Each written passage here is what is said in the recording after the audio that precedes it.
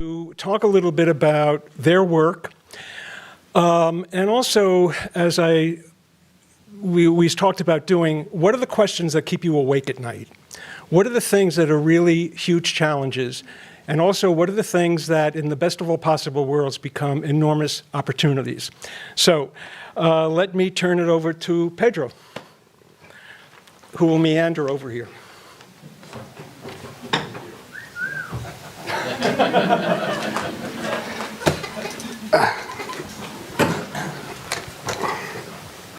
Hello, and thank you for having me. Let me just get comfortable here. So, what do I think about in terms of public art and technology? And this is something that I didn't think a lot about until quite recently. But one of the things is, how do we empower the public to engage with art? Because I think the public wants art, and they want information, but they also want to take part in it. I think that we need to figure out how to develop technology to inform and empower, to enable participation, provide a platform for discussion for the public, to make a statement, and conversation versus monologue. That means turn down the volume on the expert and share the mic with the public. So I'm going to start with the first slide. And we're going old school. My kids think of the 80s as the Middle Ages. But here's Keith Haring in the subway. His first subway drawing was December 1980. And he did these 1980 through 85. This is pre-internet. Although the work is geographically stationed, it can't move, he put it in transportation hubs, the same way Johnny Walker does, because he wanted people to see it. This is an artist who is making a concerted effort to reach everybody, the public, and it worked. The interesting thing about this body of work is that the art didn't move around. It wasn't technically viral dissemination of art. He moved around and went to every subway stop he could go to. It started as something he would do on his way to work, on his way from work, to something he would spend the entire day doing, maybe 30 to 40 drawings a day. These are done on paper with chalk. This is very interesting because there was such a strong reaction to the work in terms of people coming up to him. People had seen the pieces, asking him questions, that he decided to create 1,000 buttons with the image of the baby over here on the far left to give away to the public. This extended his reach. Although it wasn't viral because it didn't continue to reproduce, it extended the reach. And it also set off one of the biggest challenges of street art today, which is its intimate relationship with merchandising. Oh, sorry. If we go back a little, and now closer to the present, 1989, at RISD, Shepard Fairey developed the Andre Has a Giant sticker. He did this for a project in class, put it up on the grounds on campus, and the reaction was immediate, and the reaction was very strong. People were very curious about what this was and wanted to be part of it. Shepard was committed to extending the reach. And he realized that, again, like Haring, he could only move so far as a student.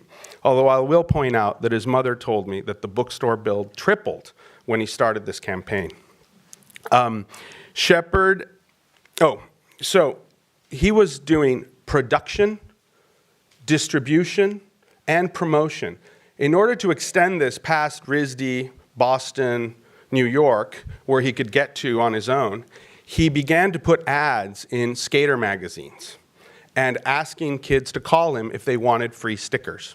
The campaign was so successful, right, that he could no longer afford to give the stickers away. This is important because now we're really talking about he developed a model pre-internet for viral dissemination of images, of art. Here you have the sort of mass-produced stickers. And this is,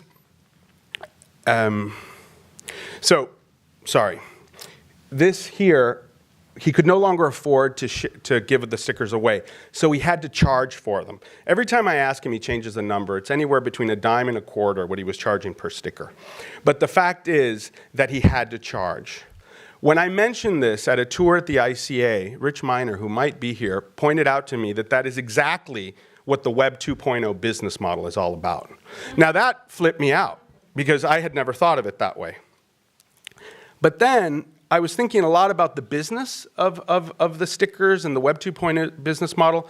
But what I didn't think about it was the idea of complicity, the idea of bringing like-minded people together, right? In this case, skaters who wanted to put up stickers on public property, and giving them a platform to become part of a form of interactive art.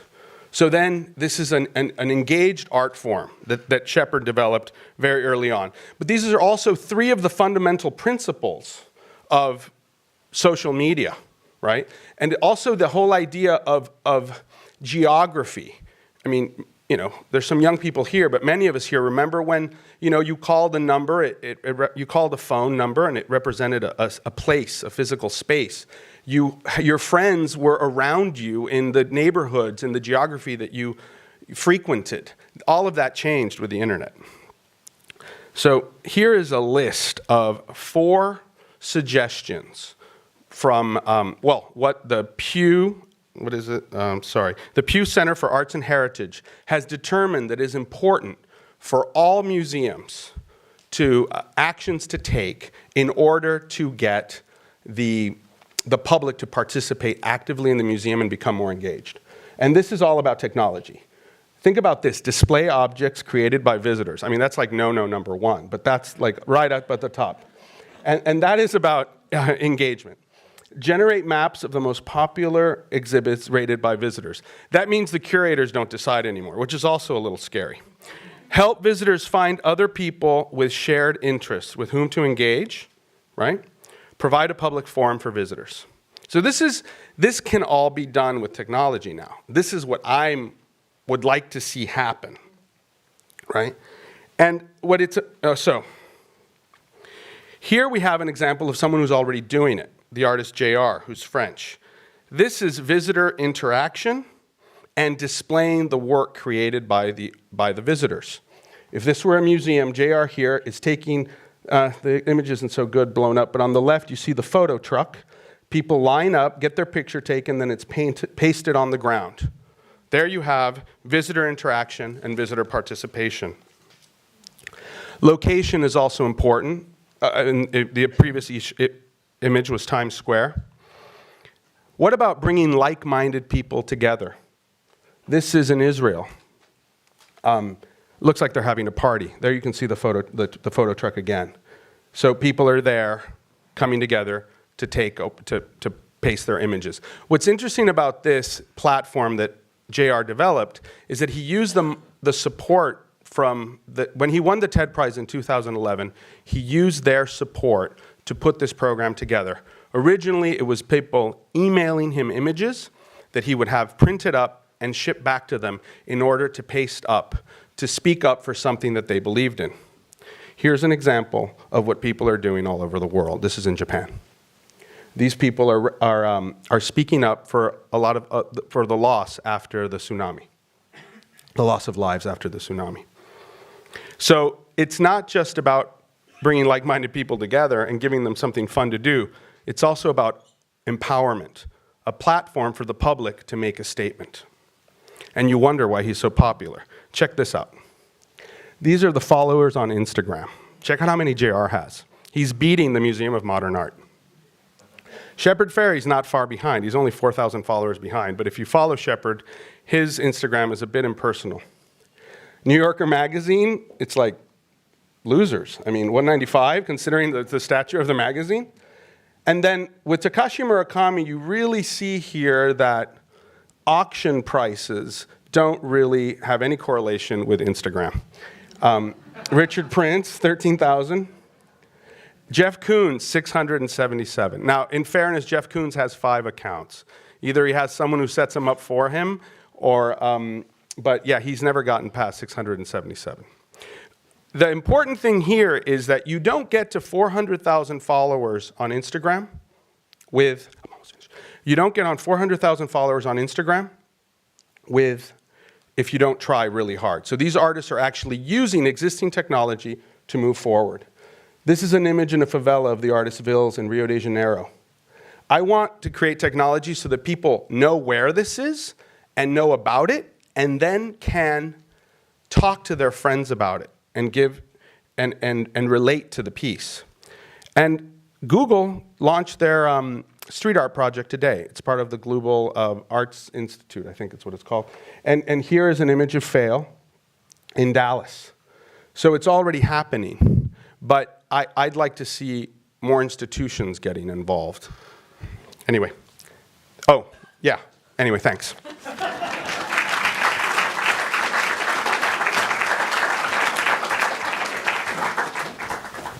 Thanks, Pedro. Ooh. Hello, I'm Camilo Alvarez. So I am probably the only gallerist dealer here, probably in the building.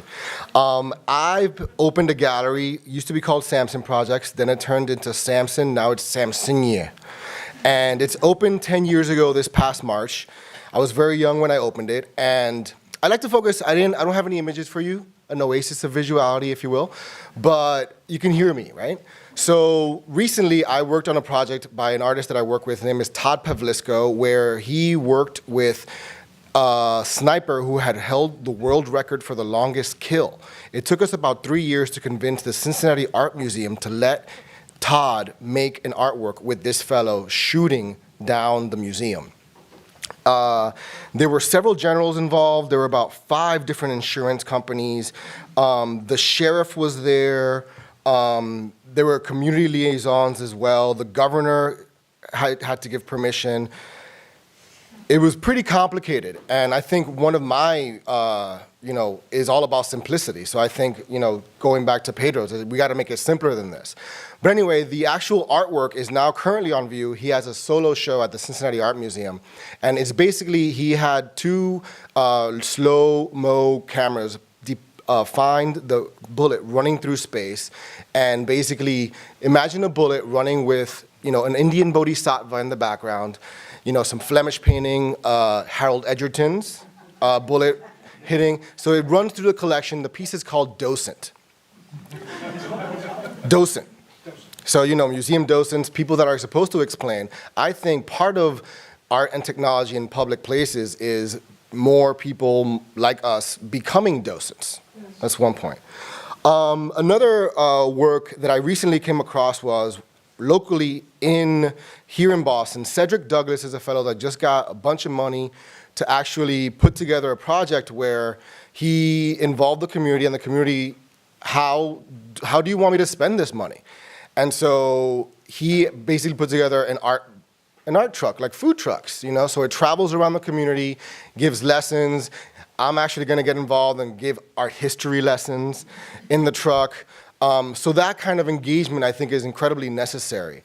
Over the years, I think Pedro hit upon this whole auction thing and how works of art are becoming idealized and idolized by their monetary value. I think through late capitalism, as we are experiencing right now, the chasm between people of color and women, between white and, Asian, is becoming that much larger. And I think through art and technology in public places, the chasm has to be closed, right? Yeah. Yeah.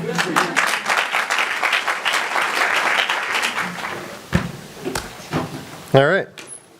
Well, I'd just like to say it is an honor and a privilege to be here talking about this topic with everybody. It's just fantastic. So my name is Dan Sternoff-Beyer. I am a co-founder of New American Public Art. We are a small design studio. What do we do here? We're design, build, and interactive public art and placemaking studio. So we sketch things up in super technological programs like Google SketchUp, which I'm sure everybody is familiar with. And then we get our hands dirty with welding it, and then we make it. We put it out in the public, and it's got all kinds of different electronics in there. This particular piece is called Culture Tap. You take your Charlie card and you tap it on this kiosk, and during the daytime it tells you stories that we've collected from the neighborhood. So we went out and interviewed everybody in the South End, and your Charlie card will give you some narrative about how there used to be bars and drunks everywhere and prostitutes in the South End. Very interesting, colorful stories. And at nighttime, you tap your Charlie card on it, and it interacts it activates environmental lighting. So we put lights in the trees and in the BCA itself. This is out in front of the Boston Center for the Arts, which was a lot of fun because we got to go into the building and install disco balls in the president's office and things like that. And so you could tap your trolley card and you could turn on lights inside a building, which is pretty fun and empowering way of interacting with the environment. We chose the Charlie card because it's a symbol of Boston. It's something that Boston really got right. And it's this like proud thing for Bostonians, as opposed to like Philadelphia, which they're still using sort of these kind of tokens, which are, I don't know, fun, but not really that useful. And even New York has still got the paper things that everybody loses, and so we wanted to really highlight that and make it sort of very local in all ways. Let's see. So we do a lot of different things. So interactive public art, our focus is kind of on sociology of public curiosity. So we're just fascinated by curiosity and public curiosity, and bringing out curiosity out of people in the public. I often tell people kind of a little made-up narrative. If you were to give a puzzle box full of shrimp or something to a group of raccoons, you would probably watch them and then you would think like, oh, the raccoon that sort of investigated the box and got it open, like that's the smartest one. And if you take that same thing and you apply it to people, there's a sharp drop of intelligence around 12 that we just never recover from.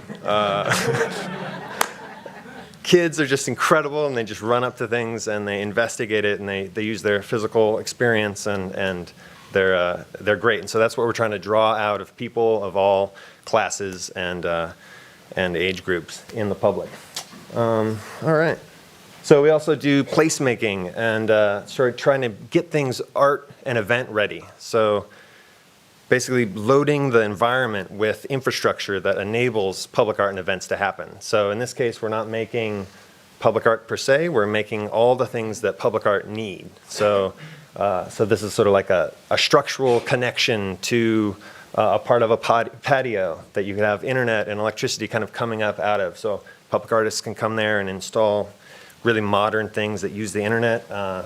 And thinking about the environment as a tool. So artists, what artists do? Artists, they respond to things, you know? So they like go on some tour to the Himalayas and they respond to the Himalayas and they make some big sculpture or something, whatever they do. And so we want to give artists the ability to respond to interesting tools, to respond to the internet, to respond to electricity, to respond and create that artwork out in the public. So that's one way we think of placemaking is giving people the tools to do that. And this is the goal.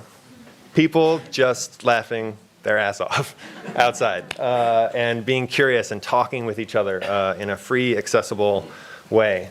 Our goal is not necessarily to make an interactive public art piece, but it's that interaction with the work then gets people to talk to each other and gets people to have, I don't know if you want to use a really fancy term, it's the horizontal transmission of information, otherwise known as community. And that's pretty much what we're going with. So that's a little discussion about what I am, who I am, and what New American Public Art does. And so I'm really looking forward to playing the devil's advocate tonight. So I might disagree with what I just said. So, thanks, guys.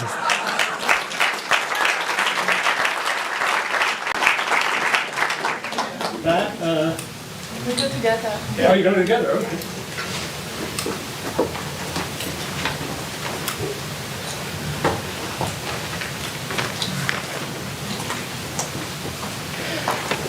Yes, actually, we didn't manage to figure out a way to have each one your. Yeah, so we will have a conversation, a dialogue between our different ideas for this art project. So I'm Primavera. I'm a legal researcher. I'm also an artist in Paris. And actually, for a long time, my parents are both artists. And for a long time, I actually tried really hard not to become an artist myself. This up to the point in which I went to Burning Man. And I've been really absolutely like under a wonder of like, I saw those amazing, huge art piece. And I realized that actually it's not too bad to be an artist. And so as I came back to Cambridge, I met Matt, and we started to brainstorm about like what could we do. Like, let's try and think of an art piece that we could actually present for Burning Man. And so in my artistic career for all the time, I always try to apply my research to the art I'm doing. And so I've been researching a lot about copyright law and intellectual property. And so most of the art that I had done before was basically a way to illustrate my research. So I was trying to transpose the concept of Creative Commons and open knowledge into the actual physical world. And so with this project, well, there was one thing that we noticed when I went to Burning Man. I realized that there is no plants. And so the initial idea was, let's bring plants to Burning Man. Let's try and figure out an original way to bring a plant. And so eventually the idea became we would like to create this kind of oasis with various kind of plants, which is independent, which does not have to rely on like a generator or electricity, etc. And so somehow, after some very long brainstorming and discussion, the idea came, okay, let's use technology and let's try and create bioluminescent plants to bring to the playa so that it will illuminate itself. So the idea, this whole thing was basically integrating very many different concepts that we will explain now. But essentially, the idea was we wanted to present the concept of Creative Commons, so the concept of sharing information, etc. Also, because we were using this biogenetic technology, we wanted also to challenge patent law and show that it is actually possible for individuals that are not necessarily scientists to actually explore and use science in order to make art. And eventually, we wanted to challenge the actual law of the nature. So try and, instead of replicating nature by using like solar panels and whatever, to actually manipulate nature in order to use nature to actually achieve the artistic process that we wanted to do. So my interests were related but not the same. So a lot of our conversation is we're going to like say the completely different things from each other about what we're doing. And that's been a source of, and there's other people on the team and they all have completely other ideas about what we're doing. And I think it's part of the richness, it's part of what makes it fun for us to spend the amount of time we've been spending on these things. But to me, we started with this idea of trying to do something to express the principles of Creative Commons and the Open Knowledge Foundation. And for me, the idea was to represent that through the sharing of light. So the idea here is we have this tree with little the bioluminescent orbs. And the general idea, which turned out to be more ambitious than we thought when we made it up, because, you know, it's easy to make stuff up.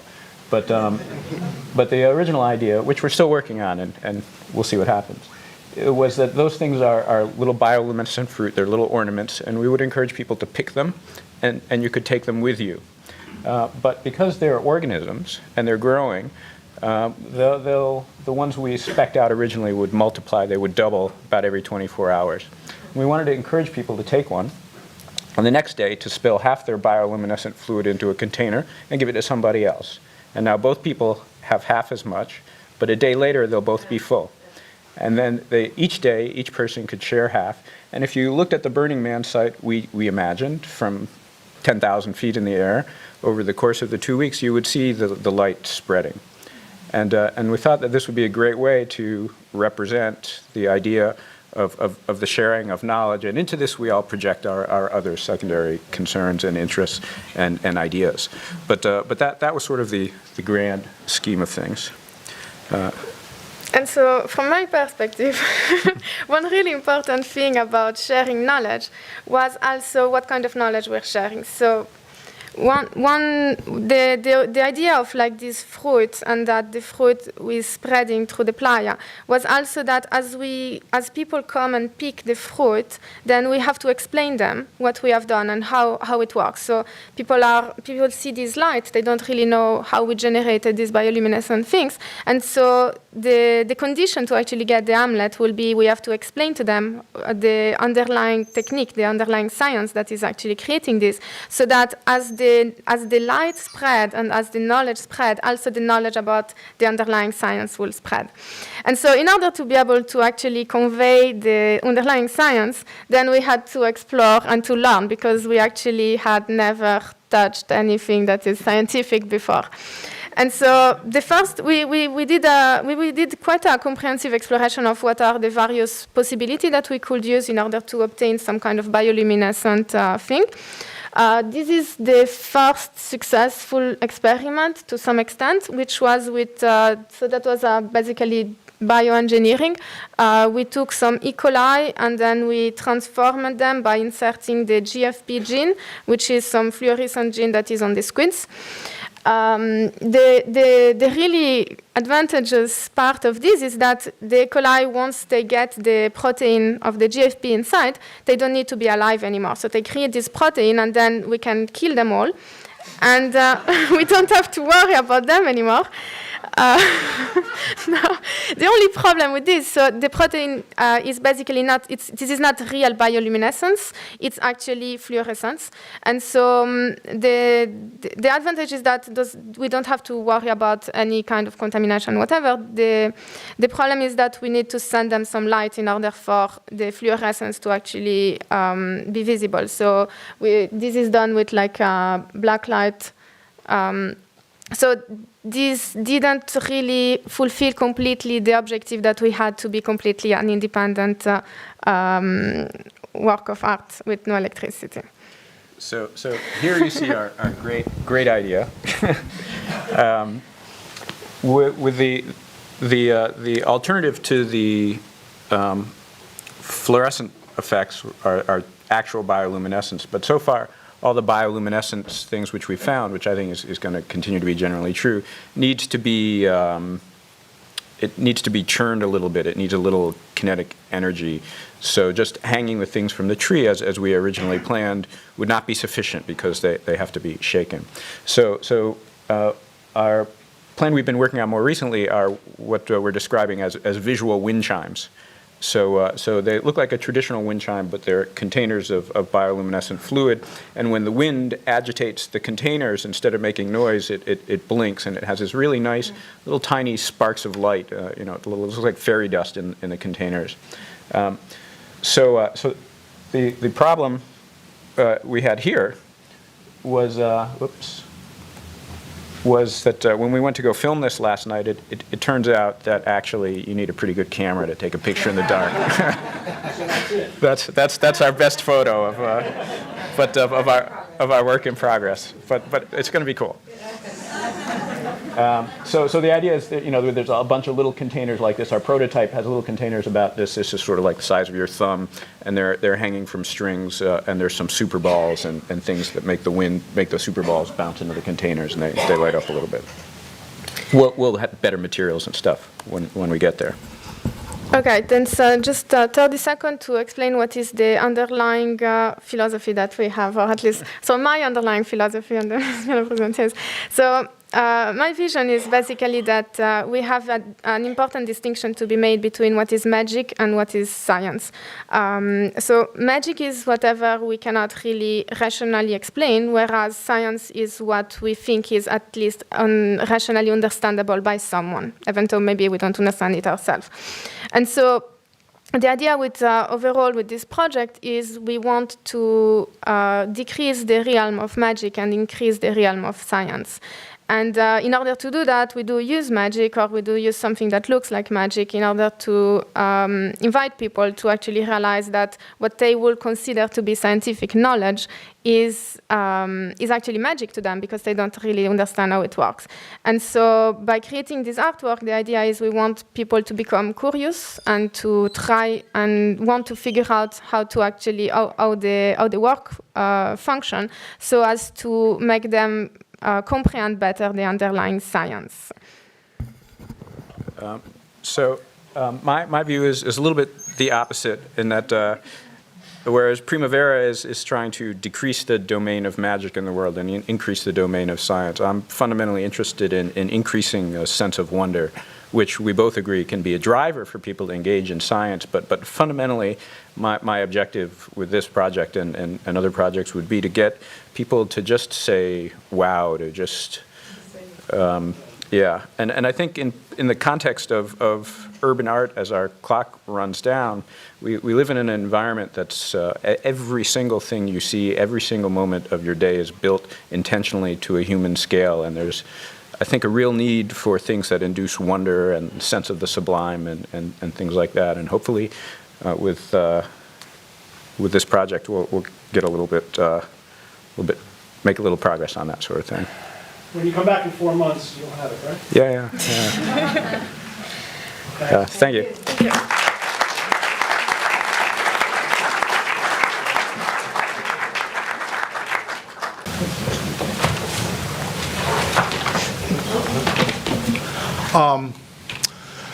This is a great evening. I'm very excited to hear what we talk about after this. I've been thinking about this for an awfully long time. In 2003, the Boston Cyber Arts Festival organized and hosted the Digital Art in Public Space Conference. And it was quite phenomenal to see people in all forms talking about exactly this subject. And that's actually, the information from that conference is still online at bostoncyberarts.org/DAPS. So I don't know how many of you have seen this. It's in front of the South Boston Convention Center. It's 80 feet tall. It's 7 screens, 3 sides, and it's basically an LED sculpture.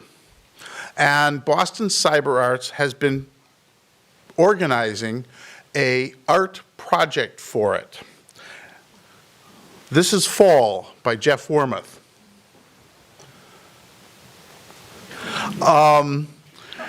At the moment, there are 65 original works of media art on the marquee, all by Massachusetts artists, because the Convention Center is a Massachusetts organization, and 17 works by college and university students. We've done 2 student programs. On next Tuesday, June 24th, we're going to introduce another 8 artworks. And I want to invite all of you to come to the opening. It's free and open to the public. And if you go to artonthemarquee.com, you can sign up through Eventbrite because they need a head count. And then please come. You'll get to see this in a pretty spectacular way. You notice that we have an intro and an outro. They show other things on this, information about the conventions, advertisements, public service announcements, and I wanted to very clear, when we started talking to these people, I said, we got to separate this from the ads. You have to have an intro and an outro, and so the people just aren't looking at it thinking it's an advertisement they can't understand. But it's been very successful, and it's going to continue. This was a project in New York a number of years ago called the 59th Minute, where Creative Time commissioned original artists to make original work exactly 1 minute long, and for 1 minute of every hour, it went on this giant Panasonic screen. Again, mixed with ads and other things, but it was a very successful program, and there's now a program today where a bunch of people in Times Square are programming a bunch of the screens with art. This is the largest LED screen in the world. It is bigger than a football field. It's in Seoul Square. You see Julian Opie here. And it is only used for art. There are no ads on this screen whatsoever. Here's another Boston one. This is the Paramount Center at Emerson College. It's an interesting screen because the screens are inside the windows, which gives it a sort of a people have really used this in intriguing ways to, you're looking through the building, into the building to see whatever the art is. It's programmed by my friend and colleague, Joseph Kettner, and he's done some really great programming on this. Our other screen project is here at the Harbor Island Welcome Center on the Greenway Conservancy. It's, if you don't know where it is, it's sort of near the carousel there. And when the Welcome Center is open, which is all summer during the day, it has a big map. And then when they close it at night, or during the winter when it's closed 24/7, the map rolls away to show this screen. Now the screen has an interesting set of dynamics. It's 10 feet by 12 feet big. It's a fairly big screen. There's actually another one on the other building facing the other direction, but they both show the same thing. But it's only 48 by 64 pixels. Which, if you look on your computer screen, it's about the size of your baby thumbnail, your baby fingernail. And they actually tried showing video on it, but it wasn't very successful. So Boston Cyber Arts proposed that we would commission algorithmic artists who would write code that would never loop. It would be constantly changing. And it would take advantage of this low resolution in a sort of an abstract way. They came back to me with, that's a great idea, but it has to reflect the mission of the Harbor Islands, which was an interesting question, until I discovered that there's vast quantities of data streaming off of the Harbor Islands 24/7. And there's nothing algorithmic artists like better than playing with data. So this piece is Cycles, Tides, and Seasons by Ben Hogue. There are 4 separate pieces of data being outplayed here. Tides, the lighthouses, and the little yellow dots are the coloration of bees over a season. So it really is cycles, tides, and seasons. This is the first piece we put up. We then put a piece called Life 44013 by Alexander Reben. 44013 reflected the number of a buoy that measured the turbidity of the Harbor Island water. And he used it to start a game of life, Conway's Game of Life. I don't know if you're familiar with it. But if you use those sort of that sort of software, it always comes to a stasis point. So every time it reached a stasis point, he would read the turbidity of the water. And turbidity is a function of how much plankton is in the water. So turbidity is how much life is in the water, and he would use that to start a new game of life. At present, we have this beautiful piece, Phases by Sophia Bruckner and Catherine D'Ignazio, both of whom are here at the Media Lab. And it also uses tide information, wind information, and attempts to really create this feeling of light, moonlight on the ocean. And it changes beautifully over time. At the end of the month, we open Frog Time by Brian Knapp. And so we're starting a new cycle of work, and that'll run for another 6 months. Okay, I know lots of public artists, people who that's their job, and they spend not months, years trying to get a commission. Neighborhood meetings, and all of the change for the way that public art works. Thank you.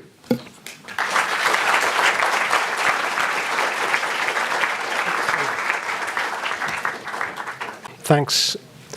Thanks, everybody. What was remarkable to me, a number of things, in addition to the individual points that were made, was the commonality among a number of them. The repetition of words like curiosity, the repetition of words like empowerment, the repetition also of the republic and the role of the public. This gets into, it's a thing about me. I distinguish some, and I'm not original with this, between what we call public art and what is really art in public places. And art in public places means you have the three components, the art, the public, and the place, and how those three interact is, I think, absolutely critical. What I'd like to do is open this up, but first maybe ask the folks here at the table, and then, this is for everybody. Did you hear anything tonight from any of your colleagues here that surprised you? That was somehow different from, how you have framed the work that you do, the work that you're involved in, et cetera. I don't mean to put you on the spot, but I'm just curious as to how what folks have said here tonight has come across in terms of your own work. And maybe it's totally in alignment, and that's fine too, but I just, kind of want to see where the alignment is or where the alignment is not. You want to start? Yeah. Is this thing on? All right. I think one of the things that is really interesting with technology today and the appreciation of art is it's moving a metric for the success of an art piece. So the metric is moving from authority to popularity, which is really interesting. I make a lot of interactive stuff, and we record all those interactions, and then, maybe we get the art piece in the paper, and maybe it's written up or not, but at the end of the day, we have like thousands of people's interaction with it, and that's a metric for its success in a way. And I think that's really fascinating. It definitely eats away at the curators and the critics that have spent all their life with their big opinions, and I don't know why we trust them, but and it's fascinating to hear you talk about that, and I think that's we're really at a point where that's shifting, and it was just great to hear other people thinking about that, and yeah. I'm jealous that you've been to Burning Man, because a lot of the artists that I've been working with are going, but my wife won't let me go. So I'm hoping she'll give me permission for next year. But it's interesting that it's not just the popularity that you're discussing. When you were discussing the amount of time that it takes to get permission, I mean, most of the artists I work with don't ask for permission. I mean, and now they don't need to because people just give them walls. But the idea of do-it-yourself and the idea of venues opening up, like Burning Man, where you can go and present something, I also think it's very interesting if your experiments and you're wanting to instill a sense of wonder. Those are the ideas of the Renaissance. That's what, the artists were doing in the 16th and 17th century. That was a critical premise to get the public engaged. And to us, the David may not seem like a marvelous piece, but it was then. And it was also high technology. I mean, that's something that I think is also very interesting. The pigments that were used, the materials that artists used during the Renaissance were high tech, super high tech. So, I remember years ago when virtual reality was first all like the thing, going to the Metropolitan Museum, the sculpture galleries, and realizing that you could imagine 1,000 years ago somebody having a little cloth over one of these sculptures, and everybody would come around, they'd pull it off, and everybody would be like, oh my God, it's Caesar. It would be like, that was like totally cutting edge visual representation for the time. And the truth is, compared to what people were pushing with virtual reality at the time, it was seriously compelling, And I think it brings into question one of the premises of this event, which seems to presume a distinction between technology and art. And I'm not sure that there has ever been such a distinction. First, because all art is technology. Basically it's always been a driving force, like when you could have paint in tubes and people could go outside, and then you get Impressionism, and when you get, all the techniques of carving stone and things like that. That's a really interesting point, which I had not thought of until you just said it, which is we make assumptions that technology equals hot, flashy, new, sexy stuff, as opposed to cave paint. Let's go back and back and back and back. it then, of course, raises the question, well, if technology has always been around, why are we bothering with it? I mean, why do we focus on it now as a kind of separate subcategory? So like your eyes see edges of things. Your eyes see the things that move. And technology is, what we describe as technology is the part of technology that's changing. Like we don't describe a wheel or a paintbrush as technology, but we describe the new things. I think of people that play. I mean, basically, we're all just playing. I mean, I think artists and technologists and scientists get some of the newest toys when it comes down to it. And so, I mean, I think in order to further their ideas, I mean, the ideas get more and more complex. And, you know, even the advent now of crowdsourcing, crowdfunding, that is using, you know, technology that's been around, well, it got invented here at MIT, right, through the Army. And then now it's actually more and more accessible to more and more people. People actually have computers, and so therefore they're getting together to fund things that they're interested in, because they all want to have that toy too. I think it's the discovery part. Like a paintbrush is a seriously cool toy. Matt, talk to the mic. I think maybe it has something to do with discovery and a particular mindset. Like a paintbrush is a toy, but it doesn't attract the same kind of interest from the same kind of people. And I feel like there is a kind of scientific, technological mindset and an aesthetic mindset, and they're sometimes the same and sometimes different. And George? I was pleased with the fact that 4 of us were showing art that dealt with light. And it makes me think that in a funny way, because of new technologies, light has become a new medium. In a way that maybe it was with film to some degree, certainly became with video, and certainly with video projectors, but now is just becoming ubiquitous. I think of what, that this is not just a issue of architecture and putting media on architecture, it's also interior design and fashion. The day is going to come when we have to decide what piece of media we're going to download to our T-shirts. Yeah, seriously.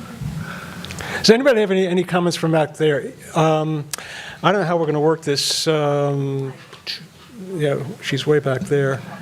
Can you yell a whole lot? A couple of questions. First of all, I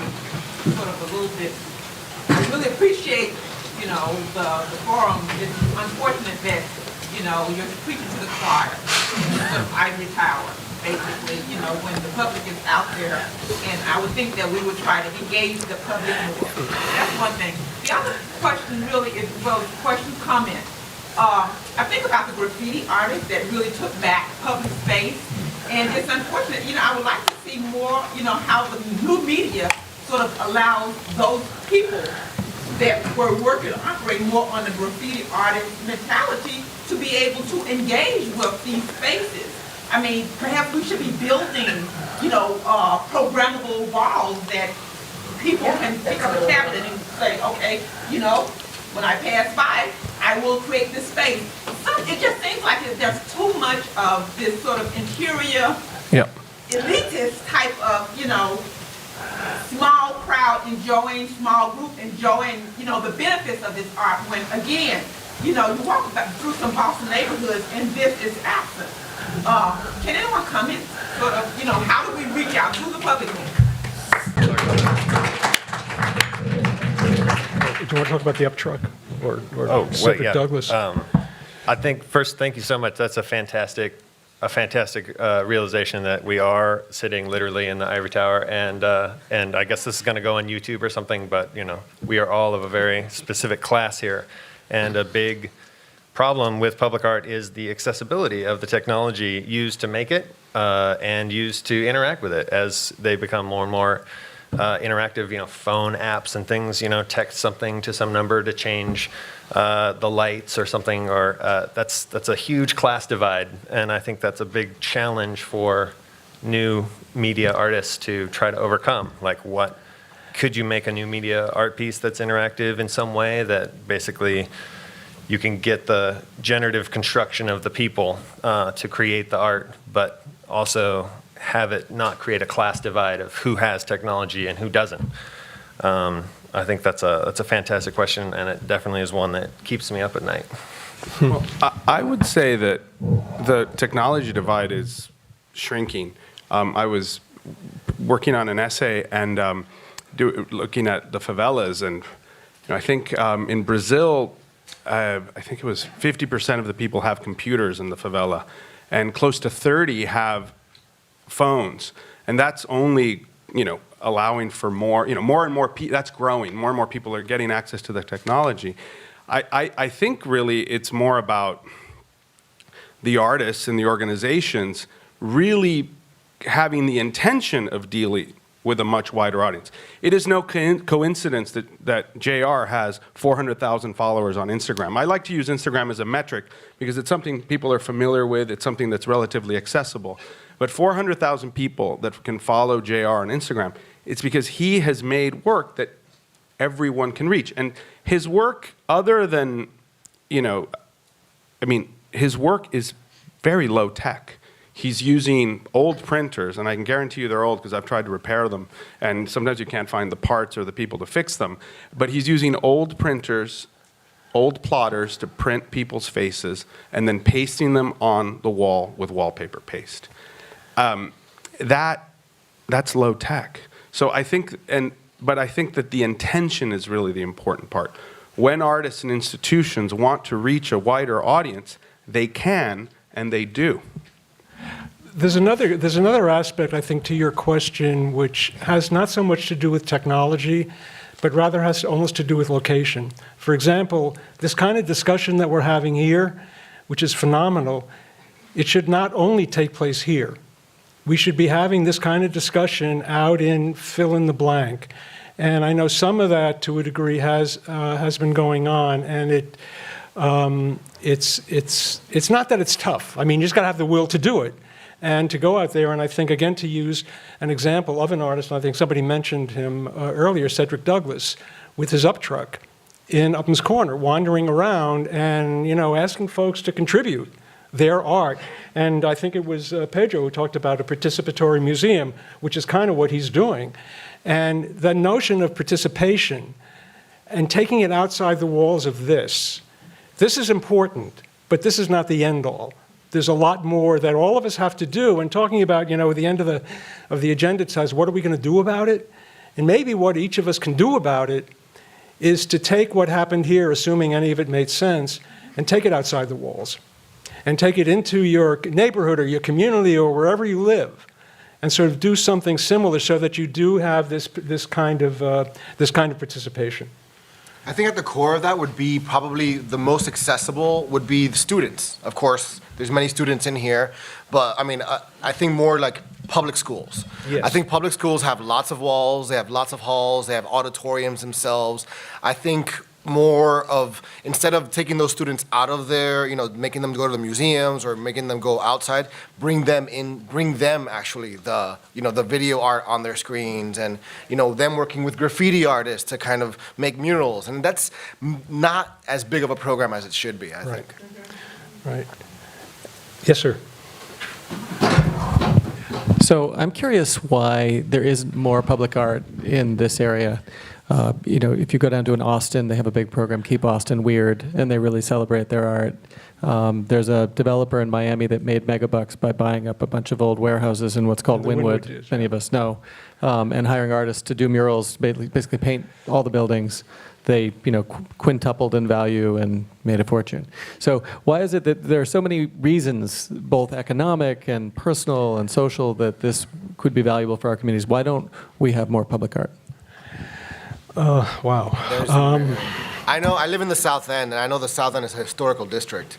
In order to get anything done, well, first of all, people are, the NIMBY rules, not in my backyard. That's one thing. But then on top of that, you've got architectural commissions. Window exteriors have to be a certain color. And then on top of that, artists aren't really willing to kind of enter that sort of terrain. It's too complicated, I think. I have to say, though, I think everything Camilo said is right. And there's also a lot of, I think all of us to varying degrees have things we can point to as to what is inhibiting, or at least not making it as expansive as it could be, the role of art in public places. But I do believe that there is a shift underway, and whether it has to do, at least in Boston, maybe to a lesser degree in Cambridge, because the challenges perhaps are not as great, but in Boston with a new mayor. And what happened this past week with the new urban mechanics announcing the winners of their public space invitational. And I know this, we got at least one person here from NUM, maybe two. This was a big deal because at the event, it was packed. And the mayor was there, and what was the affect was that, you know what, it's different. We are really making the walls between the city and City Hall, metaphorically and otherwise, much more transparent. And the energy that was there, I think, is going to get carried through, and I don't think this is wishful thinking, into a whole other attitude as to what is possible. And that is really critically important, too, that people continue to keep in mind things are possible. And everything that the folks around the table here said, talk to that. And so, you know, this is maybe, I'm waving banners, and I apologize if that's all it comes across as, but as someone who's tried to get involved in this and figure out what in the world is going on, this seems to be a sea change, at least here. So you can check with me in a year, and I'll let you know what happened. I'm not disagreeing with you, but I think that there's a lot of, public art doesn't have to be big and splashy. And I'm thinking of two projects in Boston. One is the city of Boston commissioned artists to paint all of those switching boxes.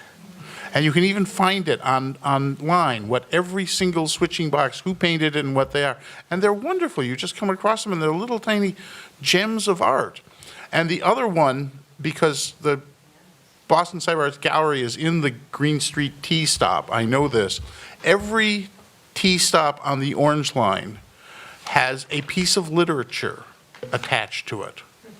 A short story or a poem, and usually engraved in a piece of granite or somehow put in there. And how many people use the Orange Line and don't get that? I do, but I found it years ago bicycling up from Jamaica Plain to Back Bay and stopping at and reading every single one. Yes, ma'am. I think the first piece of public art that I remember in Boston, and maybe somebody on the panel will remember, is an artist who did garbage embedded in the streets down in the North End. Yes, yes. And it was fantastic. And, you know, just, I don't know whether it was brass or what she did. But that was the beginning. And it has been a long time since we've really seen public art here. We've tried a lot of different things. It seems that with all the development going on in the city, that one of these massive developments would decide to project something on the side of the buildings, so that when you're passing or you're driving around, you'd see some wonderful video art or just a projection. There's just so much construction going on, and I feel like it's an empty canvas waiting for something. Anyone want to Yeah, I just wanted to say that Boston isn't the easiest city to do things in, but a lot is getting done. And I have to say that I appreciate all of the support that the city did give us. And, you know, that mural of Shepard Fairey's on City Hall, and then he got arrested. I mean, you know, that challenged the city, but they were there for us. I still don't know how the Greenway happened, but it's there. And the more important thing about the Greenway is that it created a platform. We started with those Gemios. Thanks again to Hargo here. And now it's followed. We've had Matthew Ritchie. There will be others.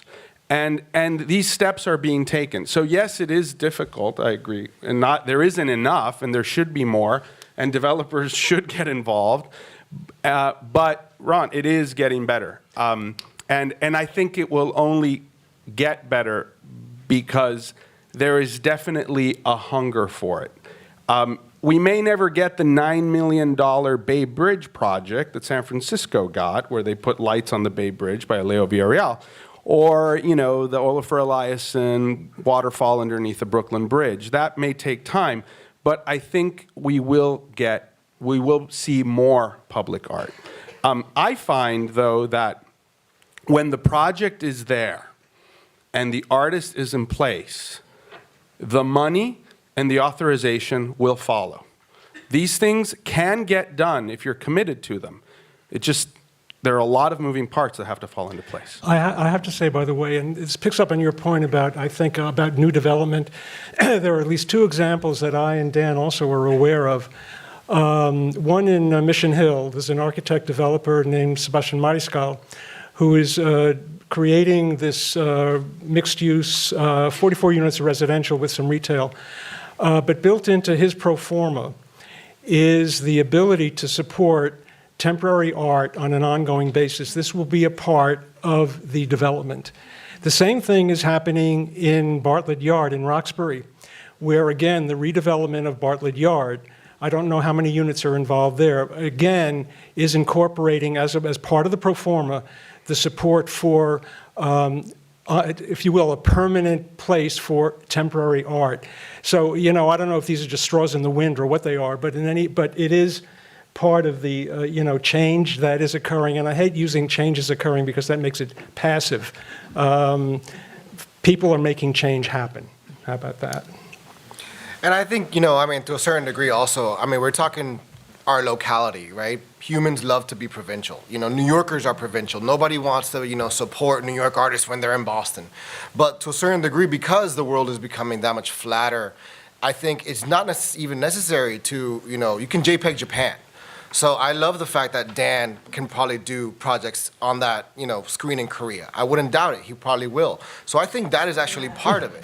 And to a certain degree, I think the same way JR spreads from Brazil to the favelas to New York Times Square, I think that's actually something else that we all need to be a part of.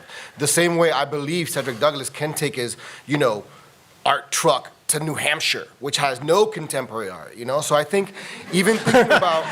Anybody here from New Hampshire? Sorry, but I think that's actually part of it too. I would love to see this Tree of Life installed somewhere, not only at MIT, but somewhere maybe on the Greenway. So I think that sort of globalist tendency is also something that we all need to be a part of, right?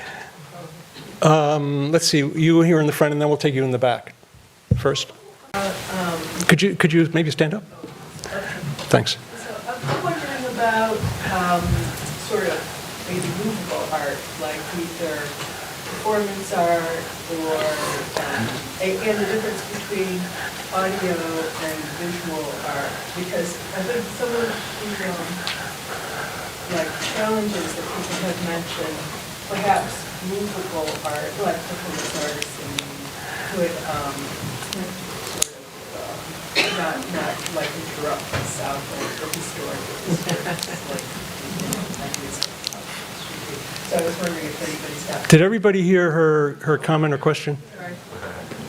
Basically, it had to do with, and I'm going to paraphrase a whole lot, we've talked a lot about visual art, but there is this whole category called performance art, or performing arts. I have to say that one of the things that the lab is currently working on is exactly that, public theater and public spaces. Working with, I think he's here, Alexander, an organization called the Home Association, and also HowlRound, which is a theater service organization associated with Emerson College. But it's really looking at that aspect of the arts as public, and maybe incorporating a visual component to it, but really trying to expand the definition of how we go about it. Somebody in the back? Yeah, you. Okay, Alexander. Yes. Right, I was about to, what Jason's calling attention to is that in October, at the end of October, there will be in the South End, at least focused on the South End, a huge art performance projection festival run by a gentleman named Jeff Grants, who has done similar work in New York and in Brooklyn, including a piece he did on the facade of the new museum in New York. It's now just in the process of getting organized, and there is, in fact, an organizing meeting scheduled for June 18th at 6:30, I believe, over at District Hall in the Seaport District. And as they say, y'all come. It's right now very much free-floating. Jeff has a track record. He has done this. This could be a signal event, not only for the city, but I think for the entire region in all kinds of ways. But I'm hugely excited about this, as is Jason, who's done a huge amount of work already on it. Wow. Is there... The name is to be decided at this meeting. Right. The name is to be, exactly, the name is to be decided, so therefore you have to come. I don't have an email site yet. There is now one under development. What you can do if you want, the guy who is organizing it, his name is Jeff Grantz, Grantz. He is with a firm called Materials and Methods, and materialsandmethods.com is his website. You can probably reach him through that. Anybody else, George? I just wanted to address the performance public art Yeah. thing. I know it's been in cities around the world, but I thought that whole event we had with the player pianos. Yes. With the upright pianos was just absolutely marvelous. Yeah. And I'd actually seen it a couple of years ago in San Jose. Yeah. And, and then there was one right outside of JP Lick's, right around the corner of my house, and people were really using it. Yeah. It's an amazing idea. Yeah. There was one right outside near where I live, in front of the BCA, and however many times I passed by there, there was either somebody at the piano or somebody waiting, sitting on a stone promontory, if you will, for somebody to come by and play the piano. It was stunning. This was run through Celebrity Series, and Celebrity Series, to recite the obvious, has been around for 75 years. It is very, how do I put it, old line, very Boston. We do major events at Jordan Hall, at Symphony Hall, etc. Gary Dunning, who is executive director, has been there for now 2 or 3 years, he had been head of the Big Apple Circus. So he has a rather different view of what is possible than perhaps some of his board members. And he has gradually elasticized, if you will, the boundaries within which Celebrity Series can operate. He also produced another event on Copley Square, which was a sort of a flash mob, a dance, choreographed by this guy from Montreal, I believe. That was done a couple of months ago. So there are, you can pinpoint this, that, the other thing, and I'm hoping that maybe in 4 or 5 months when we get together again, it'll be more than just pinpoints. I'd also just mentioned Commonwealth Shakespeare's Shakespeare in the Park. Right. I'm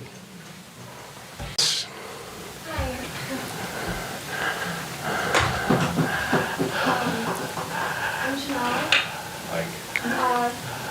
Well, I'm in science field, and I'm in the science business, and I work for a solar company, actually. I'm a fan of art. I thought I always wanted to be an artist, but I think people are taking it too conventionally. I think you try to swim upstream in an artist world, and really that's the wrong place to be. I work for a solar company. Many people are skeptic. How many of you are skeptic of solar, of putting up solar? But we don't go to solar conventions to try and put up solar. It's too hard. We try to target people that have money, people that are financiers, because those are the people that are going to get things done.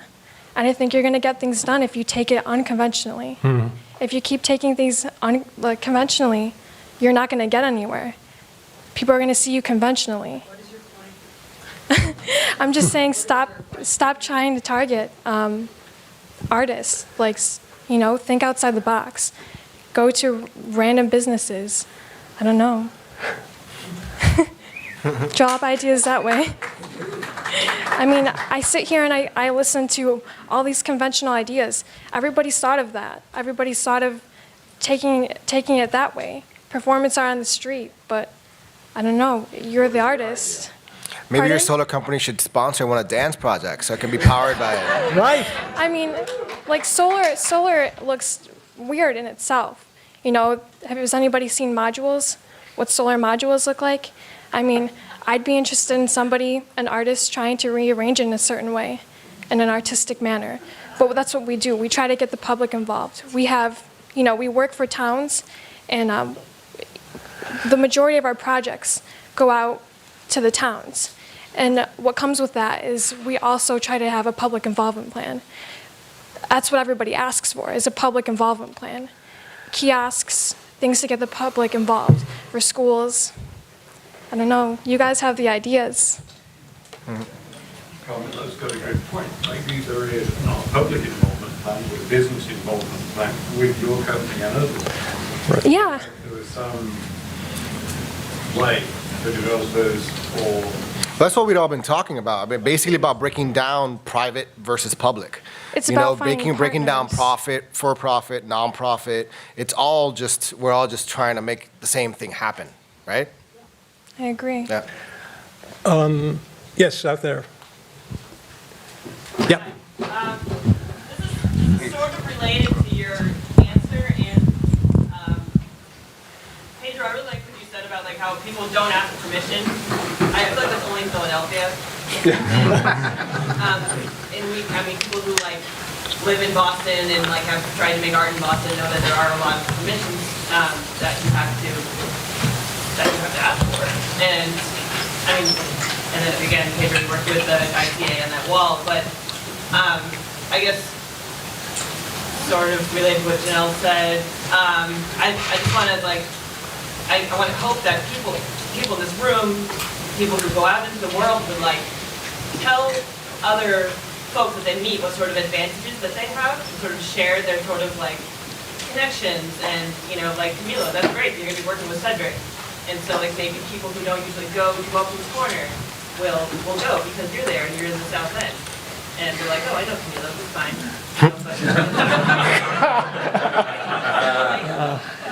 What I'm curious is to see if we can get Cedric out of Upham's Corner into the South End or, into Back Bay and, yeah. With you somehow, and you're like, okay, so I have these advantages. And so other people are like, great. So how can I sort of like, be empowered to say like, I have whatever advantages. Like I tell people all the time, I live in East Boston. People are like, where the heck is that? I'm like, it's right there. So, and like, that's just the sort of kind of the ways we need to talk to each other. Say like, I know X, Y, and Z. I went to, A, B, and C events. And like, what sort of like ways do we have interacting with each other? And, Ron, people in the city. So you can say like, you should talk to so-and-so and so-and-so. And that's how we can kind of connect these things and make them sort of like, bubble up more than just like, some people have the quote advantage of going to Burning Man, and so you can say like, I met people who can make giant sculptures, and I know how much materials cost, and so we can sort of share this information, and so, yeah, we all know what solar things look like, but it's cool to know somebody who works at that company, and she can maybe tell us exactly what sort of like parameters that that company work with. I don't want to sound like a school teacher, but what you said, Audrina, says to me, and maybe we said this a little bit, that each one of us going out of this thing, which we're going to be doing in about 5 minutes, sort of think about, picking up on Audrina's point, what is it that we can do, each of us can do? There's a line that I continue to recite that was first said in my experience by a woman who at the time was head of Art Place America, which is this big consortium of major foundations and banks. And one of the criteria that Art Place uses to evaluate applications for money, and they do give out serious money, is the degree to which the applicant responds to the question, what is it we're doing together that we can't do separately? To me, that question operates on all scales. And we don't need answers. We won't have answers. We shouldn't have answers right now. But just to think about that. And the fact that folks are here, and what do we carry away with us after we're here? We'll have, I guess, a list of the people who did participate, and we'll figure out a way to get that distributed. Just, what the hell? You don't get if you don't ask, So just continue doing that. Yeah, in the back. Ma'am. Write to your congressman, write to your state legislator, or call or email your state legislator. We have a lot of projects that are funded by the state. None of them include public art because some senator somewhere said he didn't like the park in the State House. Therefore, all funding for public art was taken out. Whenever there's a sort of a meeting at the State House about art, people need to be there.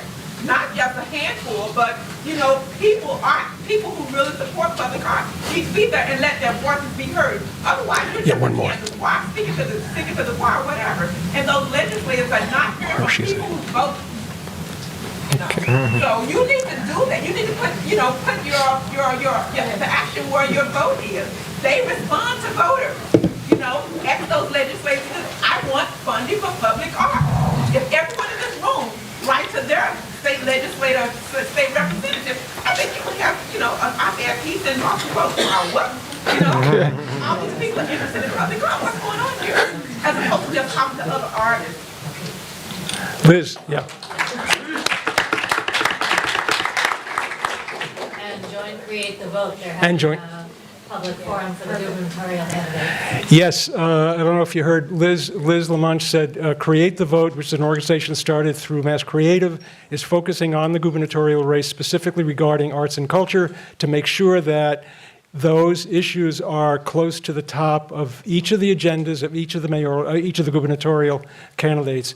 I was involved in that. We did, I think, a terrific job for the mayoral race, a similar one for the gubernatorial race. Go on the Mass Creative website. You'll get whatever information you need. And now I am being told we got to blow this smokestack.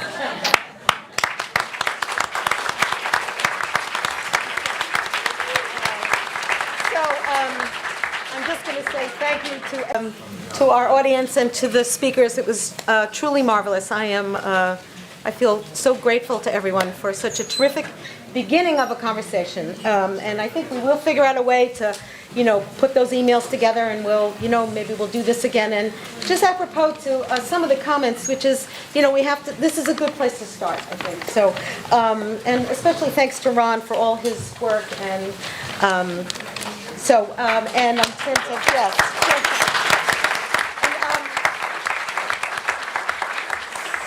Catalyst Conversations, we're taking a little break. That would be me taking a little break over the summer, and we have a lot of interesting things in the works for the fall, so we'll see you again in the fall, either here at the List or at the Broad, which is our other home. And you can look at our website, catalystconversations.net. We archive all our programs, so if you've missed some, they're all there on our website, and you can join the mailing list. And you can support us through the Cambridge Arts Council Fund, which you can also do on our website. So thank you again for coming, and please stay for simple reception outside. And tonight we have pizza, and just we'll continue the conversation right outside in the lobby. Yeah, and I want to do a pitch for Boston App Lab. Again, go to the website bostonapp.org. There's a way for you to add your name to the directory, and we'll see you next time. Thanks, guys.